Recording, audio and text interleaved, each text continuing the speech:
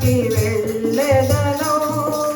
లోకము శరీరము లాగినను లోబడక నేను వెళ్ళెదను. లోకము శరీరము లాగినను లోబడక నేను వెళ్ళెదను.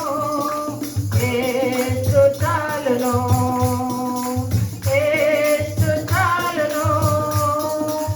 ఏ సమయమైనా ఏ స్థితికైనా నా జీవితములో యేసు చాలును. నరులెల్లరూ నన్ను విడచినను, శరీరము కుల్లి కృషించినను.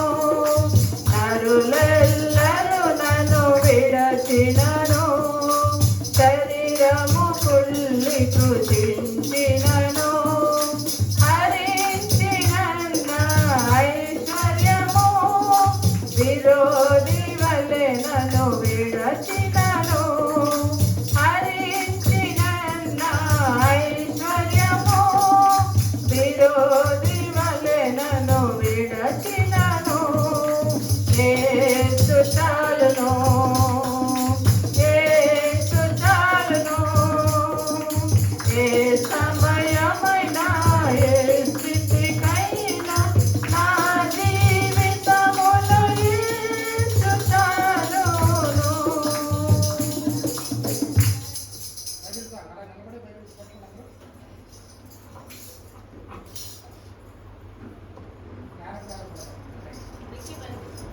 పఠింప శ్రేష్ఠ గ్రంథము బైబిల్, పఠింప శ్రేష్ఠ గ్రంథము బైబిల్. అనుదినము పఠించిన ప్రేమతోడ నడుపును. ఓ పఠింప శ్రేష్ఠ గ్రంథము Bible. The best book to read is the Bible.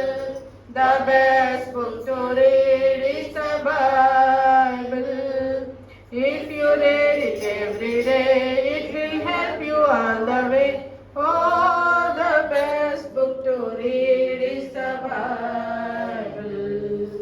दुनिया में सबसे प्यारे पुस्तक बाइबल, दुनिया में सबसे प्यारे पुस्तक बाइबल. पढ़े में उसका रोज बरोज सामने कभी ना कहो. ओ दुनिया में सबसे प्यारे पुस्तक बाइबल.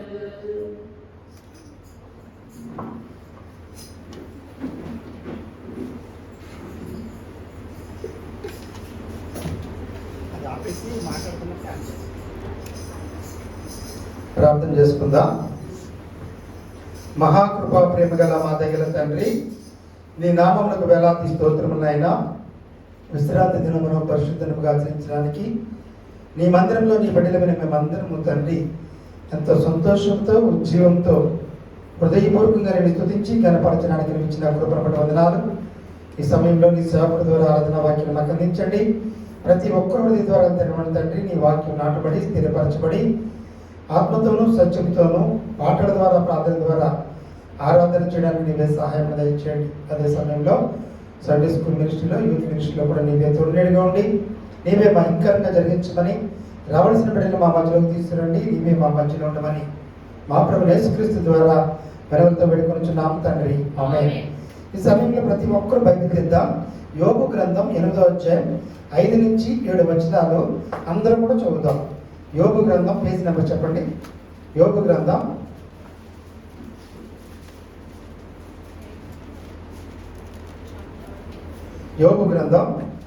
8వ అధ్యాయం 5 నుంచి 7 వచనాలు తీసారు అందరూ. పేజీ నెంబర్ ఎంత?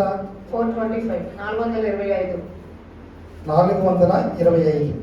నీవు జాగ్రత్తగా దేవుని వెతకని ఎడల, సర్వశక్తులకు దేవుని బతిమాలు కొనున్న ఎడల, నీవు పవిత్రుడవై యథార్థవంతుడవైన ఎడల, నిశ్చయముగా ఆయన నీ యందు శ్రద్ధ నిలిపి నీ నీతికి తగినట్టుగా నీ నివాస స్థలమును వర్ధిల్ల చేయును.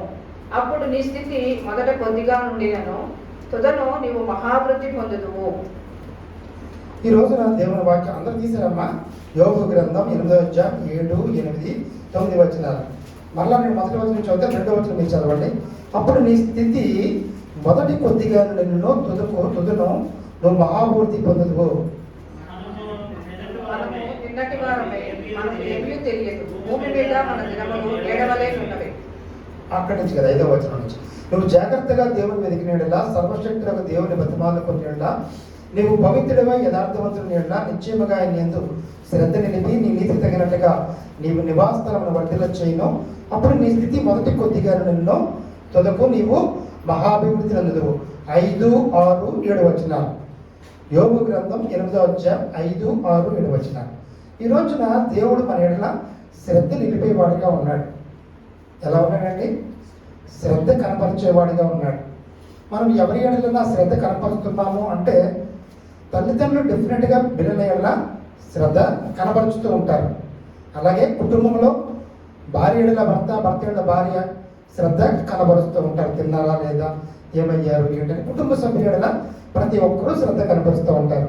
సంఘం కాపరి సంఘంలో ఉన్న వారి ఎడల శ్రద్ధ కనపరుస్తూ ఉంటారు. అలాగే బంధువుల ఎడల, రక్త సంబంధుల గురించి, మన స్నేహితుల గురించి ఎవరైనా ఫోన్ చేసి ఎట్టట్లేదనుకోండి, ఫోను లిఫ్ట్ చేయకపోతే ఏమనుకుంటాం? 4 సార్లు చేసి 2 రోజులు 3 రోజులు చేసినా ఏమైనా అయిందేమో, ఒంట్లో బాగాలేదేమో, ఏదైనా అయిందేమో అని కంగారు పడుతూ ఉంటాం కదా. కాబట్టి శ్రద్ధ కనబరుస్తూ ఉంటాం.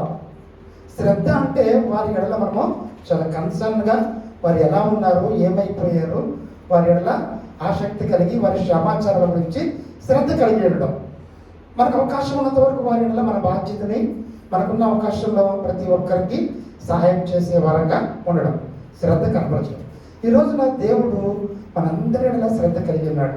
శ్రద్ధ కలిగి ఉండడం అంటే అర్థం ఏంటంటే ప్రతి ఒక్కరికి ఏం అవసరం, తిన్నారా లేదా, వారికి ఏం అవసరం, సంతోషంగా ఉన్నారా, దుఃఖంగా ఉన్నారా, అన్నీ కనిపెడుతూ ఉంటాడు అనమాట. కనిపెట్టి నీడల ప్రత్యేకమైన శ్రద్ధ కనపరిచేవాడిగా ఉన్నాడు. కాబట్టి దేవుడు మన నీడల ప్రత్యేకంగా శ్రద్ధ కనపరచాలంటే మనం ఏం చేయాలంట? మొట్టమొదటిగా నీవు జాగ్రత్తగా దేవుడిని వెతకాలంట. ఎలా వెతకాలంట? అసలు నువ్వు వెతకాలి. ఫస్ట్ ఎలా వెతకాలి? జాగ్రత్తగా దేవుడిని వెతకాలి. మరి దేవుడు ఎక్కడున్నాడు వెతకడానికి? ఎక్కడున్నాడు ఆయన? ఆయన సర్వాంతర్యామి, సర్వవ్యాప్తి కలిగిన వాడిగా ఉన్నాడు. ప్రతి చోట మనకి ప్రతి ఒక్కరికి అందుబాటులో ఉన్న దేవుడిగా ఉన్నాడు. కాబట్టి దేవుని వాక్యంలో దేవుని వాక్యమే దేవుడై ఉన్నాడు. కాబట్టి దేవుని గురించి మనం తెలుసుకోవాలి అంటే ఆయన గురించి తెలుసుకోవాలంటే దేవుని వాక్యాన్ని నిరంతరము ధ్యానిస్తూ దేవుని గురించి, దేవుని మాటల గురించి మనం అర్థం చేసుకుంటూ ఉండాలి. దేవుని వెతకడము అంటే ఒక్క మొక్కలో చెప్పాలంటే వాక్యాన్ని పరిశీలించి పరిశోధించడం. దేవుని వాక్యాన్ని పరిశోధించడం, దేవుడు వాక్యం ద్వారా మనతో మాట్లాడుతున్నాడని మనం ఆయన్ని అర్థం చేసుకోవడం, దేవుని అర్థం చేసుకుంటూ ఆయన మనతో ఏం మాట్లాడుతున్నాడో తెలుసుకోవడమే మనం ఏంటంటే దేవుని వెతకడం. ఆ రోజున ఆకాశ నక్షత్రములని చూసి యేసయ్య పుట్టాడని వాళ్ళ శాస్త్రాలు, గ్రంథాలని తీసి వెతికారా లేదా? ఎందుకు ఈ నక్షత్రం వెలిసింది? వాళ్ళకి అర్థం కాలేదు. వాళ్ళ శాస్త్రాలు, గ్రంథాలు అన్నీ తీశారు. ఆ జ్ఞానులు అంటే సైంటిస్టులు తీసి వెతికి ఈ నక్షత్రం ఎందుకు వెలిసింది అంటే ఆ గ్రంథాల్లో వాళ్ళకి ఏమర్థమైందంటే లోకరక్షకుడు జన్మించి ఉన్నాడు అంటే వెతికారు. వాళ్ళు గ్రంథాల్లో వెతికితే వాళ్ళకి అర్థమైంది అంటే లోకరక్షకుడు ఆ నక్షత్రంలో జన్మించడని. ఆ నక్షత్రాన్ని చూసుకుంటూ అది ఎక్కడ అయిపోయింది అక్కడికి వచ్చి లోకరక్షకుడిని కనుక చూచి ఆరాధన చేసిన వారుగా ఉన్నారు. కాబట్టి ఈ రోజున నువ్వు వెతికేవాడుగా ఉన్నావా? నువ్వు నిజంగా వెతికితే ప్రతి దినము వాక్యాన్ని ఇష్టపూర్వకంగా ధ్యానిస్తూ దేవునితో సహవాసం చేసి దేవునితో ఇష్టపూర్వకంగా సంభాషణ చేస్తున్నావు అంటే వాక్యాన్ని ఎక్కువసేపు ధ్యానిస్తున్నాం అని అర్థం. ఎవరితో ఫోన్లో కానీ మనుషులతో కానీ మనం ఎక్కువసేపు మాట్లాడుతున్నప్పుడు సంతోషిస్తూ ఉన్నాం, వారి సహవాసాన్ని ఆనందిస్తున్నాం అంటే అర్థం ఏంటి? ఎక్కువసేపు మాట్లాడుతూ ఉంటాం, స్పెండ్ చేస్తూ ఉంటాం టైం. నువ్వు దేవుడితో మాట్లాడుతున్నావు, సంభాషిస్తున్నావు, దేవుడి సంభాషణ ఆనందిస్తున్నావు అంటే ఏం చేయాలంటే వాక్యాన్ని ధ్యానిస్తూ అందులో ఆనందించగలగాలి. ఏం దేవుడు మాట్లాడుతున్నాడని నువ్వు ఆనందిస్తూ ఉంటే దేవుడి గురించి అనేకమైన విషయాలు వెతికే వారంగా ఉంటాం. కాబట్టి దేవుడిని వెతికే వారంగా మొదటి ఉండాలి. మరి వాక్యాన్ని చదివితేనే వెతకటమా? రెండో ఆప్షన్ అనేది లేదా అంటే డిఫరెంట్గా ఉంది. ఏంటి? సమూయేలు జీవితంలో దేవుడిని ఎలా వెతికాడు ఆయన? సమూయేలు పిలిచాడు దేవుడు. సమూయేలుని పిలిచాడు. ఆయన పిలిచినప్పుడు ఆయన స్వరాన్ని గుర్తుపట్టే కెపాసిటీకి లేదు. దేవుడు ఈరోజు మిమ్మల్ని అందరినీ, నన్ను కూడా అనేక సార్లు పిలుస్తున్నాడు. దేవుని వాక్యం ద్వారా చదువుతున్నప్పుడు పిలుస్తున్నాడు, సాకులు వాక్యం చెప్తున్నప్పుడు పిలుస్తున్నాడు, మనం అనేక చోట వాక్యాలు వింటున్నప్పుడు మనతో పిలుస్తూ ఉన్నాడు ఆయన. అలాగే సమూయేలు గారిని కూడా దేవుడు పిలుస్తున్నప్పుడు ఆయన స్వరాన్ని గుర్తుపట్టే అనుభవం అయినా లేడు. మళ్ళా రెండోసారి పిలిచాడు, అప్పుడు కూడా అనుభవం లేదు.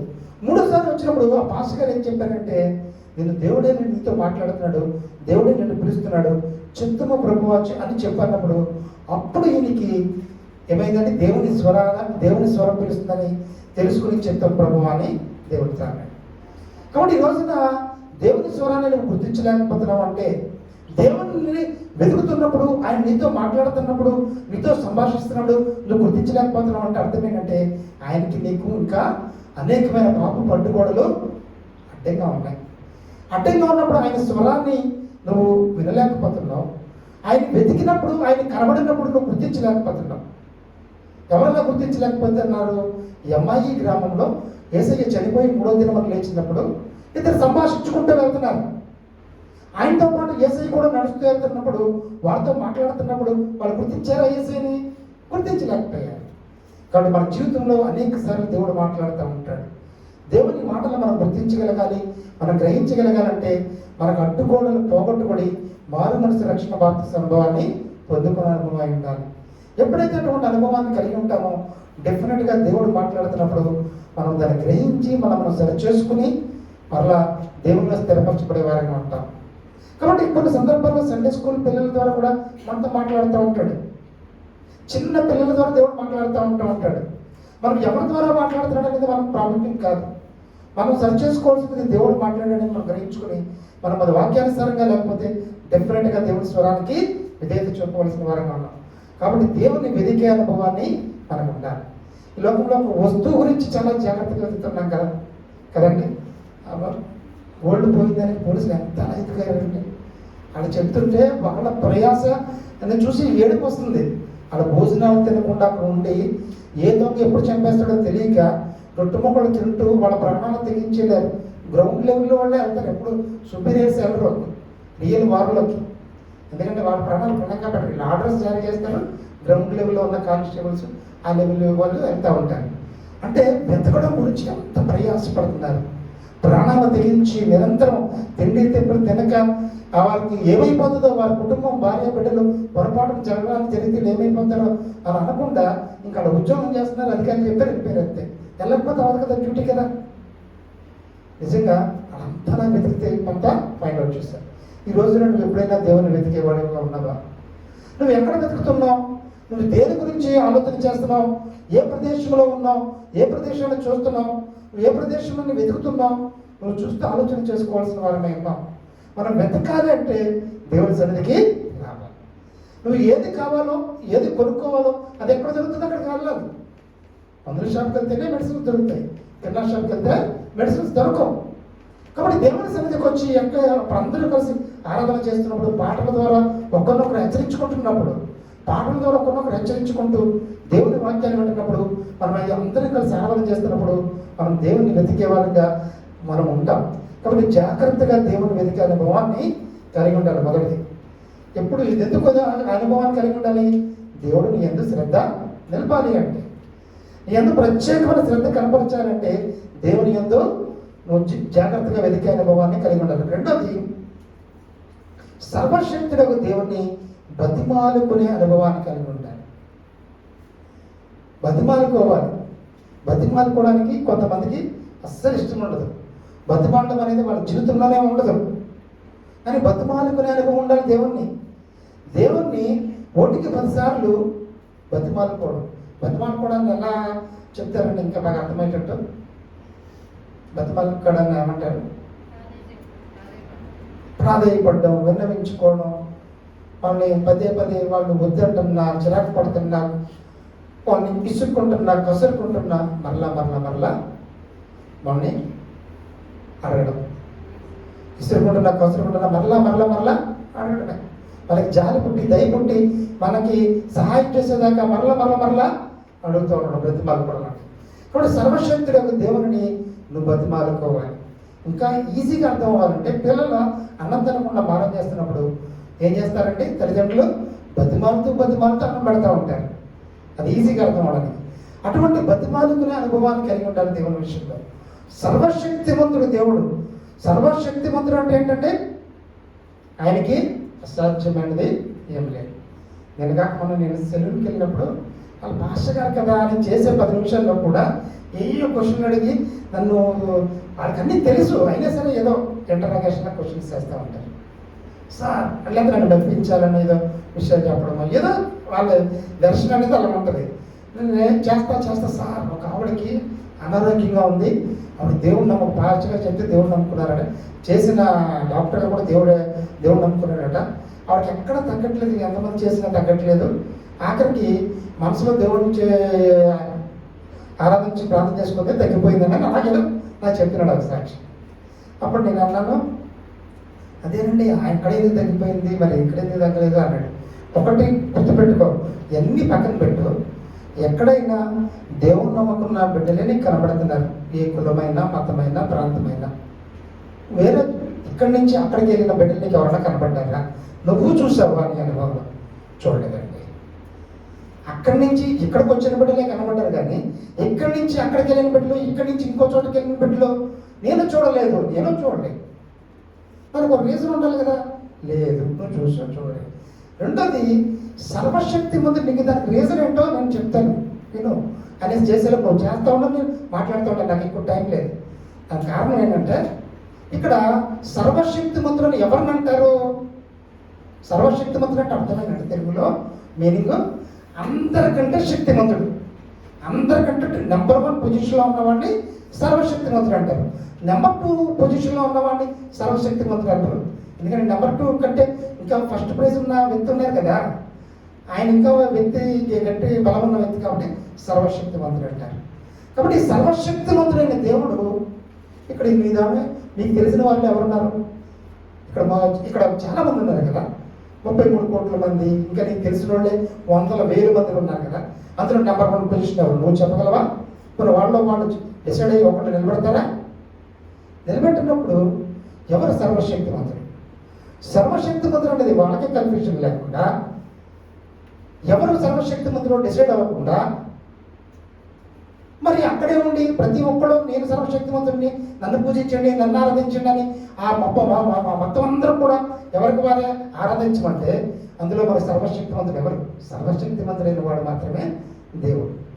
ఆ దేవుడు వాళ్ళ దగ్గర పనిచేసే పరిచారకులు చిన్న వాళ్ళు వాడిని ఆరాధించి వీళ్ళని ఆరాధిస్తే ఇందులో సర్వశక్తి మంత్రుడు ఎవరు? కాబట్టి అక్కడ క్లారిటీ లేదు, వాస్తవం లేదు కాబట్టి అక్కడ సర్వశక్తి మంత్రుడైన దేవుడు నిజమైన దేవుడు లేడు. కాబట్టి నువ్వు ఆలోచించుకో, ఇక్కడ ఓన్లీ 1 గాడ్, త్రిత్వంలో ఏకత్వం కలిగిన సర్వశక్తి మంత్రుడైన దేవుడు ఒక్కడే మాత్రమే ఉన్నాడు. కాబట్టి ఇది చాలా ట్రాన్స్పరెంట్గా క్లారిటీగా ఉంది. కాబట్టి ఆయన ఆధారంగా క్యాలెండర్ తయారు చేయబడింది, అందరూ కూడా అక్కడి నుంచి ఇక్కడికి రావడం జరుగుతుంది. కాబట్టి ఇది నేను చెప్పడం, నేను దాన్ని ప్రొక్లైమ్ చేయట్లేదు, నువ్వు ఆలోచించు. అందులో సర్వశక్తి మంత్రుడు ఉంటే నువ్వు ఫాలో అయిపో, లేదు అనుకునే అనేక మంది ఉండబట్టే అక్కడి నుంచి ఇక్కడికి వస్తున్నారు. అదొకటే రీజన్ నా జ్ఞానంతో నేను చెప్తున్నానని చెప్పాను. ఇది ఎందుకు చెప్తున్నానంటే ఇక్కడ సర్వశక్తిమంతుడు అని క్లియర్ కట్గా చెప్తున్నాడండి. ఈ సర్వశక్తిమంతుడికి ఇంకా ఆల్టర్నేట్ అనేది లేదు. నో ఆల్టర్నేట్ అనేది ఉంటేనే అతను సర్వశక్తిమంతుడు. అటువంటి దేవుడిని నువ్వేం చేయాలండి? చాలా రిక్వెస్ట్ చేసుకుంటూ ఉండాలి, బతిమాలుకునే విధంగానే ఉండాలి. మనం క్యాజువల్గా కానీ ఆయన కమాండింగ్గా కానీ ఆడటానికి మనకి హక్కు లేదు. కాబట్టి సర్వశక్తిమంతుని బతిమాలుకునే అనుభవాన్ని కలిగి ఉండాలి. రెండోది ఏం చేయాలమ్మా? బతిమాలుకునే అనుభవాన్ని కలిగి ఉండాలి. బతిమాలు కూడా మన జీవితంలో కూడా మనం నేర్చుకోవాలండి. ఎందుకంటే ఎవరైనా మన మాట వల్ల కోపగించారనుకోండి, బతిమాలుతూ ఉండాలి. పిల్లలు కోపగిస్తే బతిమాలాలి, భర్త కోపగిస్తే భార్య బతిమాలాలి, భార్య కోపగిస్తే భర్త బతిమాలాలి. అలాంటప్పుడు క్షమించకుండా ఎందుకుంటారు? అసలు అనుభవం మనకు ఉండాలి కదా. వాళ్ళు ఎవరన్నా మాట వల్ల కష్టపడ్డారనుకోండి, అప్పుడు బతిమాలితే వాళ్ళ హృదయం కరగదా? ఎప్పుడైతే అప్పుడు చూస్తాం అన్నట్టు మనం ఉన్నాం అనుకోండి, బతిమాలుకునే అనుభవం లేకుండా అదేమవుతుందండి? వారు క్షమించే అనుభవంలోకి ఎలా వస్తారు? తప్పని పరిస్థితుల్లో వస్తారేమో కానీ క్షమించే అనుభవంలోనికి రారు. కాబట్టి ఈ రోజున మన దేవుడు మనతో మాట్లాడేది ఏంటంటే, ఎవరి వల్ల ఎవరు అట్టవుతున్నా వెంటనే వారిని మనం బ్రతిమాలుకుని క్షమించే గుణాన్ని కలిగి ఉంటే మరలా ప్రేమ చిగురించేదిగా ఉంటుంది. అటువంటి అనుభవంలోకి రావాలి. అటువంటి అనుభవం మన దేవుడి దగ్గర నేర్చుకుంటే లోకంలో మనుషుల దగ్గర కూడా నేర్చుకోగలుగుతాం. రెండో విషయం ఏం చేయాలంటే, ప్రతి ఒక్కరికి ఏం చేయాలమ్మా? బ్రతిమాలుకోవాలి.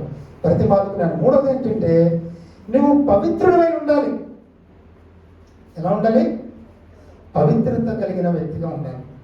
మనం ఎంత పరిశుభ్రంగా ఉంటామో మన హృదయం కూడా అంత పరిశుభ్రంగా ఉండాలి. కొంతమందికి మనం శుభ్రంగా ఉంటాం, మన ఇల్లు శుభ్రంగా ఉంటుంది, కానీ లోపల కూడా మన శుభ్రంగా ఉండాలి కదండి. అసలు ఎప్పుడైనా ఆ సర్జరీ జరిగితే అందరు అవయవాలు ఉంటేనండి. ఈ లోకంలో మనం అందం చందం అనుకుంటాం, కానీ లోపల ఏమన్నా మీరు ఎప్పుడైనా సర్జరీ జరిగినప్పుడు ఎవరి లోపల అవయవాలు చూసినా ఒకేలాగా ఉంటాయి కదండి. మాంసము మొద్దండి. ఈ లోపల చిన్న పెయింట్ కొట్టి చిన్న రూపురేఖలు ఉండడానికి చాలా మనం లోకంలో దానికోసం టైం స్పెండ్ చేస్తాం, అతిశయిస్తాం, ఇవన్నీ చేస్తూ ఉంటాం. ఒక్క 1 ఈ వెంటుకంత లోపలికి వెళ్తే అందరికీ ఒకటే కలరు, మాంసపు మొద్ద కలర్. కాబట్టి మనము పవిత్రుడమై ఉండాలంటే మన హృదయ పవిత్రత చాలా ముఖ్యం. ఈ లోకంలో మనము పరిశుభ్రం కంటే, ఇంకో పరిశుభ్రత కంటే హృదయ పవిత్రత, పరిశుభ్రత చాలా ప్రాముఖ్యం. హృదయ పరిశుభ్రత కావాలంటే ఎప్పటికప్పుడు వాక్యంతో మనం ఉదక స్నానం చేసుకోవాలి. మన హృదయాన్ని వాక్యంతో మన హృదయాన్ని కడుక్కుంటూ ఉండాలి. ప్రార్థన చేసుకుంటూ మనం యేసు రక్తంలో కడగబడిన అనుభవంలో ఎప్పటికప్పుడు మనం అనుభవంలో ఉండాలి. అప్పుడు మన హృదయం ఎలా ఉంటుందండి? పవిత్రత కలిగిన వారంగా ఉంటాం.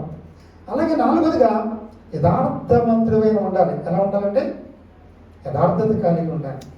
ఒకే మాట కలిగి ఉండాలి. నీతి నిజాయితీ కలిగి వాక్యానుసారంగా యథార్థత కలిగిన వారంగా ఉండాలి. ఈ 4వది యథార్థత కలిగిన వారంగా ఉండాలి. యథార్థత అంటే కీర్తన గ్రంథం 26వ అధ్యాయం ఏముందంటే, ఇగో చూడండి, కీర్తనలో చాలా బాగా రాస్తాడు. ఎవరు? దావీదు. కీర్తన 26లో, కీర్తన 26 తీయండమ్మా. కీర్తన 26లో ఏమని రాశాడంటే దావీదు గారు, నేను యథార్థవంతుడినై ప్రవర్తించుచున్నాను, నాకు తీర్పు తీర్చుము, ఏమీ సందేహపడకుండా యెహోవా యందు నేను నమ్మిక ఉంచున్నాను. యెహోవా నన్ను పరిశీలించుము, నన్ను పరీక్షించుము, నా అంతరంద్రియమును నా హృదయంలో పరిశోధించుము. ఎలా? ఏ వ్యక్తి అయినా అడగకుండా చూడండి, నేను యథార్థవంతుడైనాను, నా హృదయాన్ని పరిశీలించు, పరిశోధించు, నన్ను పరీక్షించు అని దేవుడిని అడుగుతున్నాడు. కాబట్టి అటువంటి దావీదు ఎంత కాన్ఫిడెంట్గా దేవుడిని నన్ను పరీక్షించు, పరిశీలించు, పరిశోధించు, నాకు ఎగ్జామ్ పెట్టు, నేను యథార్థవంతుడిని, ఏమీ సందేహపడకుండా ఎందు నమ్మికించున్నానని ఎలా చెప్పగలిగాడో దావీదు గారిలో మనం కూడా అంత యథార్థవంతులుగా నడుచుకోవాలి. కాబట్టి 4వదిగా యథార్థవంతులుగా నడుచుకోవాలి. ఇప్పుడు మనం ఎలా నడుచుకోవాలని 4 చెప్పాను. ఫస్ట్ ఏంటి? దేవుణ్ణి జాగ్రత్తగా వెతకాలి. వాక్యాన్ని పరిశీలించి పరిశోధించి ధ్యానిస్తూ ఉండాలి. రోజు చదవాలి. దేవుడితో మాట్లాడే అనుభవం, దేవుడితో టైం స్పెండ్ చేసే అనుభవాన్ని కలిగి ఉండాలి. మొదటి. రెండోది, దేవుణ్ణి బతిమాలుకోవాలి. మన బిడ్డలను బతిమాలుకున్నట్టుగా దేవుణ్ణి ప్రాధేయపడి బ్రతిమాలుకుంటూ ఉండాలి.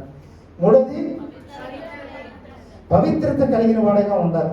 హృదయ శుద్ధి గల వారి ధన్యులు, వారు దేవుని చూశారు. అక్కడ ఉన్నది మత్తయి సువార్త 5వ అధ్యాయం ధన్యతల్లో హృదయ శుద్ధి గల వారి ధన్యులు, వారు దేవుని చూశారు. అంటే పవిత్రత కలిగిన వారంగా ఉండాలి. మూడోది. 4వది, యథార్థవంతులుగా ఉండాలి. ఎవరున్నారులాగా? దావీదు గారు ఉన్నారు. కీర్తన 26వ అధ్యాయంలో యథార్థవంతులుగా నన్ను పరీక్ష పెట్టి నాకు ఎగ్జామ్ పెట్టాడు. కాబట్టి యథార్థవంతులుగా ఉండాలి. 4. అలా 4 రకాలుగా నువ్వు ఉంటే అప్పుడు ఏం చేస్తాడంట? నిశ్చయముగా, డెఫినెట్గా, ఎటువంటి సందేహం లేకుండా నిశ్చయముగా ఆయన నీ యందు శ్రద్ధ నిలిపి నీ నీతికి తగినట్టుగా. చూసారని ఎలాంటి కండిషన్ ఉంది కదా? నేను ఇప్పుడు మన పండక్కి చేస్తాను అట్లా అప్పుడు నీ ఎంతో శ్రద్ధ నిలపడం ప్రారంభిస్తాడైనా. శ్రద్ధ నిలిపి ప్రారంభించి నీ నీతికి తగినట్టుగా నీ నివాస స్థలమును వర్ధిల్ల చేయి. కాబట్టి ప్రతి ఒక్కరూ కూడా మనము ఇంత వర్ధిల్లాలి అంత వర్ధిల్లాలి అనుకోకూడదు. అందరూ కలెక్టర్లు అయిపోతే మరి ఆయన కింద అధికారులు ఎవరు ఉంటారండి? నాకు అర్థం కాదు. దేవుడు మన నీతికి తగినట్టుగా మన నివాస స్థలాన్ని వర్ధిల్ల చేస్తాడు. దేవుడికి ఎంత అవసరమో, ఎవరు ఎంత తినగలరో అంత భోజనమే పెడతాడు. పెద్దలు తిన్నంత పిల్లలు తినలేరు. ఎవరికి ఏది అవసరం అని తెలుసు. నీ నీతికి తగినట్టుగా నీ నివాస స్థలమును వర్ధిల్ల చేయుదును. అప్పుడు నీ స్థితి మొదటి కొద్దిగా నిన్ను తుదకు నువ్వు మహాభివృద్ధి నందుతావు. మొదటి నీ జీవితం కొద్దిగానే అభివృద్ధి చెందింది, కానీ చిట్ట చివరికి ఎలా అభివృద్ధి చెందుతామండి? మహాభివృద్ధి నందుతావు. డెఫినెట్గా మహాభివృద్ధి పొందుతావు. ఎక్కడ? ఈ లోకంలోనే. ప్రత్యేకంగా పరలోకంలోకి వెళ్ళిన తర్వాత నువ్వు మహాభివృద్ధి పొందడాలో ఏముండవు. అందరూ అంత ఈక్వల్గా దేవుని ఆరాధన చేస్తూ ఉంటారు. కాబట్టి మొదట నీ స్థితి కొద్దిగా ఉండి నువ్వు తుదకు మహాభివృద్ధి పొందుతావు. ఎప్పుడు అలా పొందుతావట? జాగ్రత్తగా దేవుని వెతకాలి, బతిమాలుకునే అనుభవాన్ని కలిగి ఉండాలి, పవిత్రుడవై ఉండాలి, యథార్థుడవై ఉండాలి. అలా ఉంటే నీ ఎంతో శ్రద్ధ నిలపడం ఆయన ప్రారంభిస్తాడు. నీ నీతి ఎంత ఉందో చూసి, నీ నీతి ఎంత ఉందో చూసి నీ నీతికి తగినట్లుగా నీ నివాస స్థలమును వర్ధిల్లింప చేసేవాడిగా ఉన్నాడు. తుదకు నువ్వు చాలా జీరో అవ్వచ్చు, కానీ నీ జీరోల పక్కన ఆయన ఒకటిగా ఉండి నిన్ను మహాభివృద్ధి పొందుతాడండి. నిజంగా దీనికి ఈ ఒక్క సెంటెన్స్కి మరి దేవుడు చేసిన కార్యం చెప్పకపోతే దేవునికి మహిమ కలదు కాబట్టి చెప్తున్నానండి. ఒక్క సెంటెన్స్లో అంటే అది దేవునికి మహిమ అప్పుడు నాకు ఇష్టం లేదు. అది లోకానుసారంగా మనం రుచి చేసుకోకూడదు, కానీ దేవుని కార్యం రుచి చూచి ఎరిగాము కాబట్టి నేను దినంలో చిన్నదైంది కదా రిజిస్ట్రేషన్ గ్రూప్లో కూడా పెట్టాను. నేను ప్రతిదీ గ్రూప్లో ఎందుకు పెడతానంటే నాది ప్రతిదీ దేవుని కార్యం, దేవునిది అందరికీ తెలియాలి. మనం దాచుకుంటే దేవుని కార్యం తెలియదు కదా. అది వాస్తవానికి 80% అసలు దాని తలంపు కూడా మాకు లేదండి. ఆ కొనే ఉద్దేశం కూడా. మా సింగపూర్ అనేది 2 అమ్మాయిలు, వాళ్ళిద్దరు అమ్మాయిల కోసం ఆయన ఎప్పుడో కొనుక్కున్నాడు. ఏదో కొంచెం అమ్మాయి పెళ్ళికి ఇప్పుడు ఇస్తారు కదా, కొనుక్కుంటే ఆయన ఒక 70 సెంట్స్ కొని ఇంకో 30 సెంట్స్ కొనుక్కోవాలని ప్రయాసపడుతున్నాడు. ఆయనకి ఏజ్ పెరిగిపోయింది, ఈ హెల్త్ ఉంది, మరి పెళ్ళిళ్ళకి ఇవ్వాలి కదా అని ఎవరో మనుషులకి తండ్రికి ఆలోచిస్తారు కదా. ఒక పక్కన చిన్నది బ్యాగ్ వచ్చి రీజనబుల్ రేట్లో వస్తే ఆయన 30 సెంట్స్ మిగిలింది కొనుక్కోవాలి కదా. మిగిలినది మా ఇంట్లో కుటుంబ సభ్యులు అందరిని అడుగుతున్నాడు, అరే నేను కొనుక్కోలేంటారు మీరు, మిగిలింది మీరు కొనుక్కోండి అందరిని అడుగుతున్నాడు. ఎవరు కూడా ముందుకు రావట్లేదు. అందరూ కొనుక్కోగల కెపాసిటీని ఎవరూ ముందుకు రావట్లేదు. ఒక ఆయన వచ్చాడు, ఇద్దరిది అయితే ఇంకా చిన్న షేర్ ఉంది 5 lakhs. ఆ 5 lakhs షేర్కి ఎవరు రావట్లా. మాకు అసలు ఆ ఉద్దేశం లేదు, ఎందుకంటే అంతకుముందు నవంబర్లో మేము కొనుక్కున్నాం కాబట్టి. ఆఖరికి అడిగి 4 రోజులు అయిపోతుంది, అదేమో వేరే వాళ్ళు కొనుక్కునే దగ్గరికి వెళ్ళిపోతుంది, ఎవరు ముందుకు రావట్లేదు. ఇంకా ఆఖరికి నేను ఆయన మిస్ అవుతాడేమో, ఆయన కోరిక నెరవేరకుండా ఇబ్బంది పడతాడేమో అనేసి నాకు లేకపోయినా సరే అన్నయ్య మీకోసం నేను అది ఆయన మీద ప్రేమతో ఆయన కోరిక నెరవేర ముందుకు వచ్చానండి. ముందుకు వచ్చి నాకు చాలా ఇబ్బంది, అడ్మిషన్ ఉంది మా అబ్బాయిది, అయినా సరే నీకోసం వస్తున్నానని చెప్పి ముందుకు వస్తే వాళ్ళు ఏం చేశారు, వెంటనే దాన్ని ప్రాసెస్ ఫినిష్ చేయాలా వద్దా చేయకుండా ఈ ఇద్దరిలో ఒక వ్యక్తి ఏం చేయాలంటే ఒక తమ్ముడు అన్నయ్య, తమ్ముడు రేపు నా దగ్గర లేవురా, నెలకు 5 లక్షలు చేద్దాం, నా దగ్గర డబ్బులు లేవురా, నేను రాకపోతున్నాను అన్నాడు. ఇదేంటిరా, ఆయన అన్నయ్య కోసం ప్రేమ మీద నేను ఇబ్బంది అయినా నేను ముందుకు వస్తే మీరు వచ్చారని మీకోసం కదా నేను ఇదైంది ఏంటి. చూడండి దేవుడు ఆశ్చర్యకరుడు. అంటే మీ ఇద్దరు వేరు చేద్దామని ముందుకెళ్తే దాన్ని అందుకునే విధానం కూడా ఉండాలి కదా. ఈలోపు ఇక్కడ ఏం జరిగిందంటే దమనం జరిగింది కదా.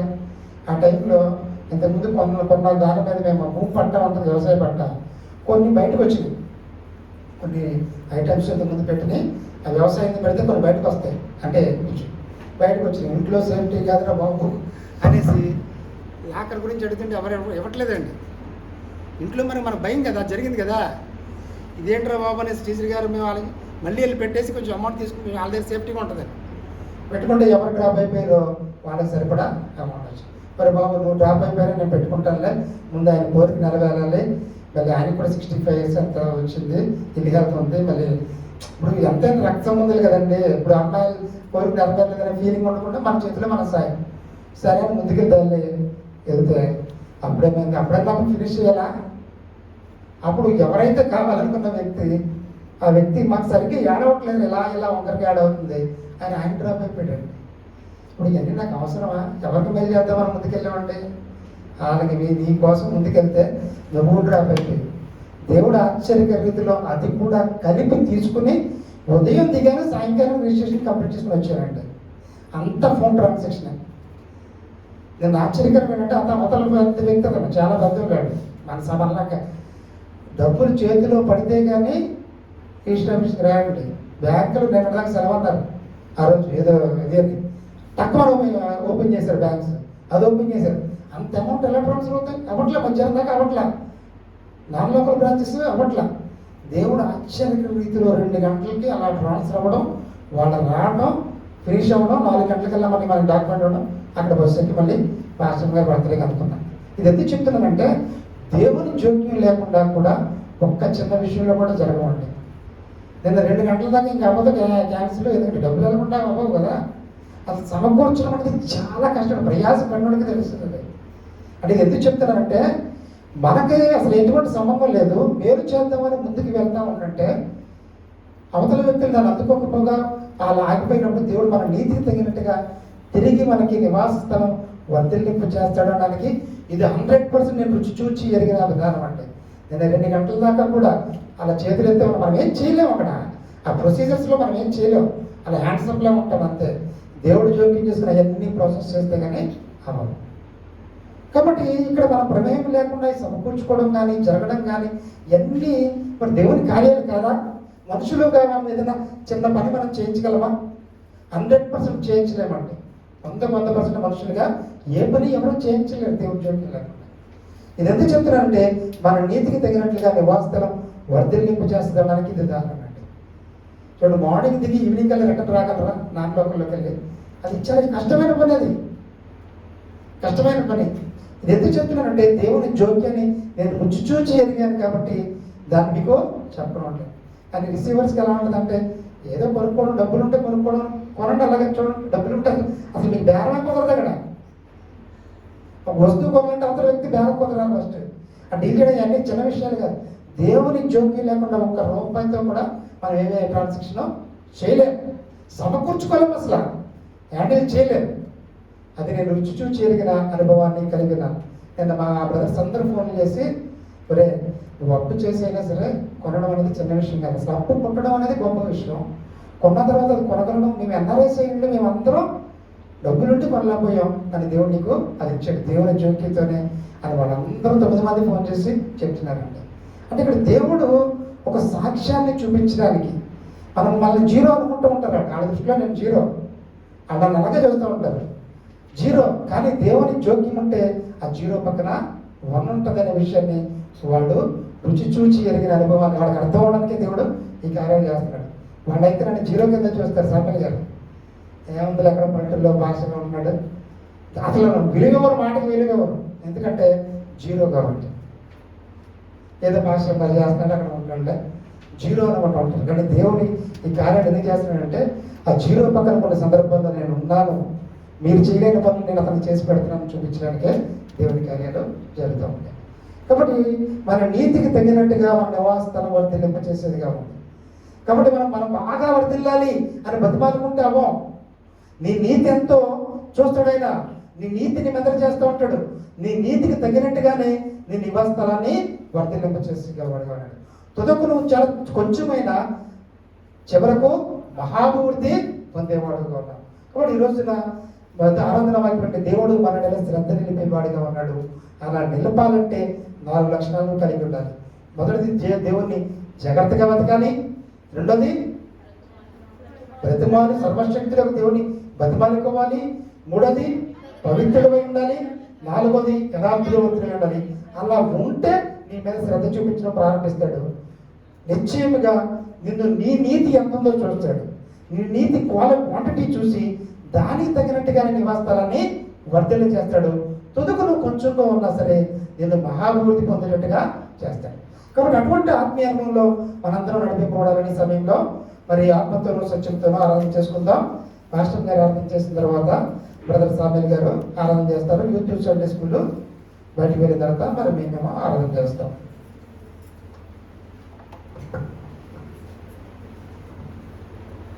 నీ నీతిని నీ రక్షణను నా పెదవులు ప్రకటించును.